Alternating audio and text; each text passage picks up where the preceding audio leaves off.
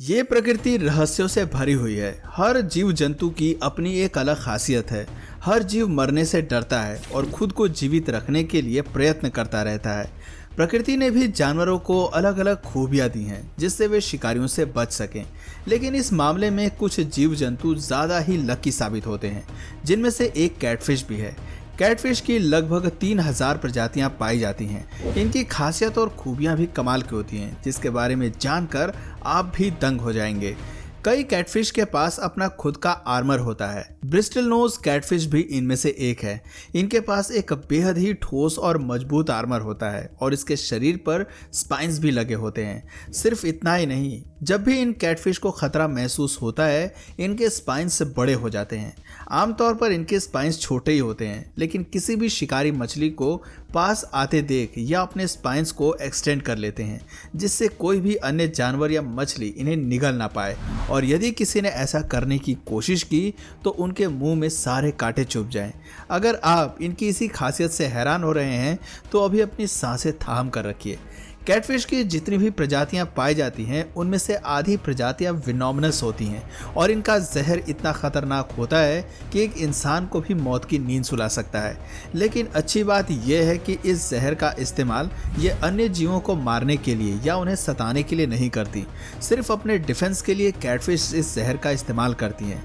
अब ज़रा सोचिए, जिस कैटफिश के पास स्पाइन्स हो, आर्मर हो और जहर भी हो, वो कितनी खतरनाक होगी। जहर इनके कांटों से बाहर निकलता है। यदि कोई प्रीडेटर इन पर हमला करता है तो पहले तो उसके मुंह में स्पाइन्स चुभ जाएंगे और उसके बाद कैटफिश अपना जहर रिलीज करेगी।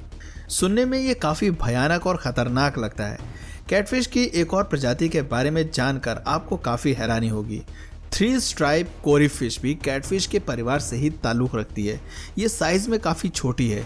इनकी मैक्सिमम लेंथ 2.5 इंच तक होती है। लोग इस मछली को एक्वेरियम में रखना भी पसंद करते हैं, लेकिन ये एक बेहद ही मजबूत किस्म की मछली होती है। इतनी मजबूत कि पिराना मछली भी इसका कुछ नहीं बिगाड़ पाती। यहाँ तक कि पिराना मछली यदि कोरी फिश पर अटैक करती भी है तो उन्हें निराशा ही हाथ लगती है। साइंटिस्ट ने इसको लेकर एक एक्सपेरिमेंट भी किया था, जिसमें पिराना के सामने 2 तरह की मछलियां रखी थी। एक नॉर्मल फिश थी जिसे पिराना एक ही बाइट में चारों खाने चित कर देती है, तो वहीं दूसरी बार उसका सामना 3 स्ट्राइप्स कोरी फिश के साथ होता है। पिराना कोरी फिश को बाइट करती है, लेकिन कोरी फिश पर कोई असर नहीं होता।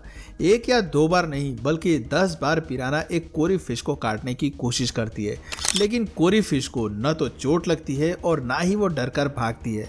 जबकि अन्य मछलियों के लिए पिराना की एक बाइट ही काफ़ी खतरनाक मानी जाती है। कोरी फिश की ड्यूरेबिलिटी भी कमाल की होती है और इसका राज भी इनके आर्मर पर ही छिपा होता है। कोरी फिश की आर्मर के स्केल्स कोलेजन और मिनरल्स के बने होते हैं। ये काफ़ी हाई प्रेशर सहने में भी सक्षम होती हैं। ये वही स्केल्स हैं जिनसे मजबूत हड्डियां बनती हैं। आर्मर की सबसे ऊपरी वाली लेयर हार्ड शेल की होती है, जिससे कोई भी इन्हें काटे इन पर कोई असर नहीं होता। वहीं उसके अंदर एक सॉफ्ट लेयर होती है जो प्रेशर झेलने में सक्षम होती है। हालांकि 3 स्ट्राइप्स कोरी फिश का आगे का हिस्सा ही सबसे ज़्यादा मजबूत होता है। पूंछ वाले हिस्से पर यदि पिराना अटैक करे तो 8वें अटैक में वो आर्मर ब्रेक कर सकती है।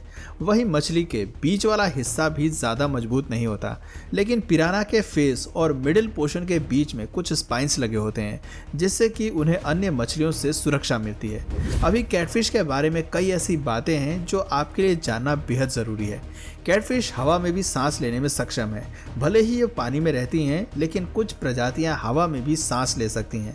इसके लिए कैटफिश ने खुद को काफ़ी इवॉल्व किया है और अपने डाइजेस्टिव ट्रैक्ट में कई मॉडिफिकेशंस किए हैं। इससे इनके पास एसेसरी रेस्पिरेटरी ऑर्गन्स डेवलप हो गया।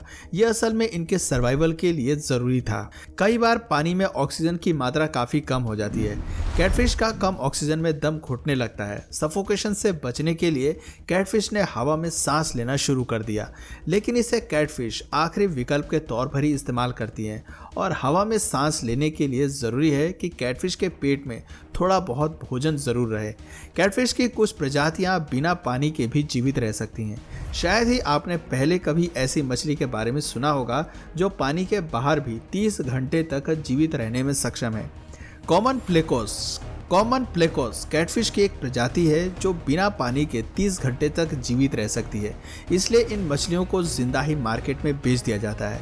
पानी के बाहर ये मछली चलने में भी सक्षम है। स्केल्स की मदद से ये जमीन पर चल सकती हैं। 3.3 फीट पर सेकंड की रफ्तार से कैटफिश जमीन पर चलने में सक्षम है। इस खासियत को भी कैटफिश ने खुद डेवलप किया है। असल में कैटफिश को स्पॉट करना काफ़ी आसान है और जब भी ये सतह के पास होती हैं तो पक्षी इनका शिकार कर लिया करते हैं। लेकिन पक्षी को बाद में रियलाइज़ होता है कि उन्होंने गलत शिकार से पंगा ले लिया है, क्योंकि कैटफिश का आर्मर इतना मजबूत होता है कि पक्षी उसे अपना भोजन नहीं बना पाते और वे हवा से ही उन्हें नीचे छोड़ दिया करते हैं। कैटफिश कहीं जंगलों में, झाड़ियों में या मैदान में नीचे गिरती हैं। वापस पानी तक पहुंचने के लिए उन्होंने चलना फिरना शुरू कर दिया और अब वे 3.3 फीट प्रति सेकंड से चल सकती हैं और 30 घंटे तक बिना पानी के जीवित भी रह सकती हैं। कैटफिश ना सिर्फ ज़मीन पर चल सकती हैं बल्कि छिपकली की तरह दीवारों पर भी चढ़ सकती हैं। आप सोच रहे होंगे कि ये मछली है या फिर स्पाइडरमैन। दोस्तों, इक्वाडोर की लाइमस्टोन केव में साइंटिस्ट को एक कैटफिश मिली थी जो दीवार पर करीब 10 फीट की ऊंचाई तक चढ़ गई थी।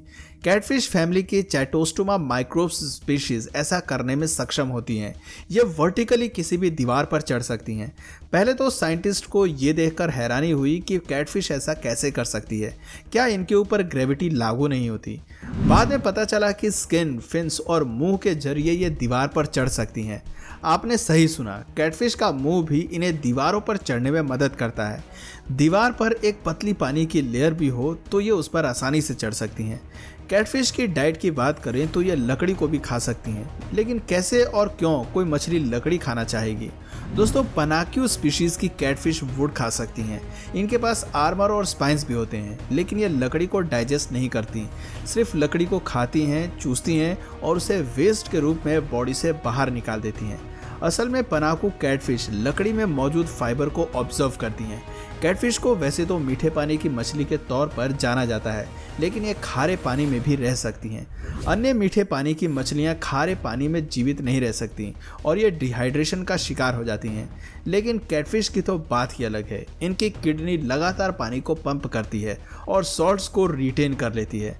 कैटफिश डिगिंग में भी काफ़ी अच्छी होती हैं। कई बार तो ये नदी के किनारों को इतना ज़्यादा डिग कर देती हैं कि वहाँ से मिट्टी कटना शुरू हो जाती है।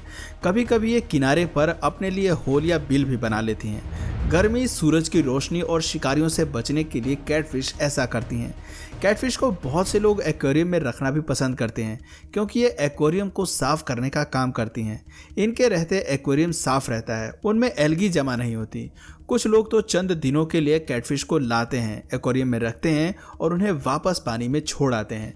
मैक्सिको, टेक्सास और फ्लोरिडा में कॉमन प्लेको कैटफिश का इस्तेमाल एल्गी साफ करने के लिए किया जाता था, लेकिन इन्होंने अपनी संख्या में बहुत तेजी से बढ़ोतरी की और कई स्टेट्स तक फैल गए।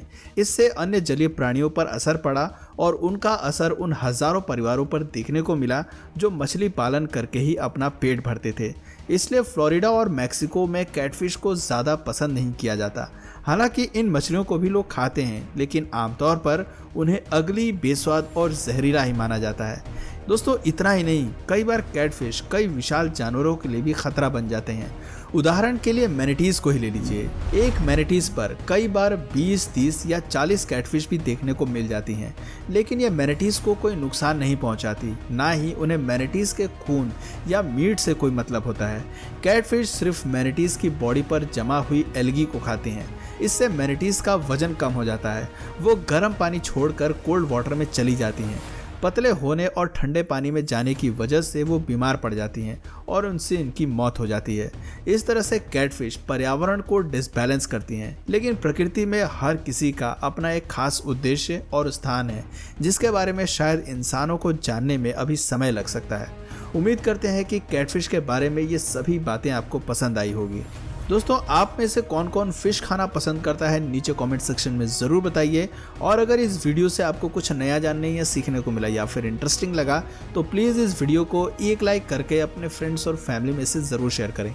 और यदि आप इस चैनल पर नए हैं तो प्लीज़ इस चैनल को सब्सक्राइब करके बेल नोटिफिकेशन आइकन को ऑन कर लीजिए, ताकि हमारे आने वाले वीडियोज़ आप मिस ना करें। मिलते हैं फिर किसी वीडियो में नए टॉपिक के साथ, तब तक के लिए नमस्कार।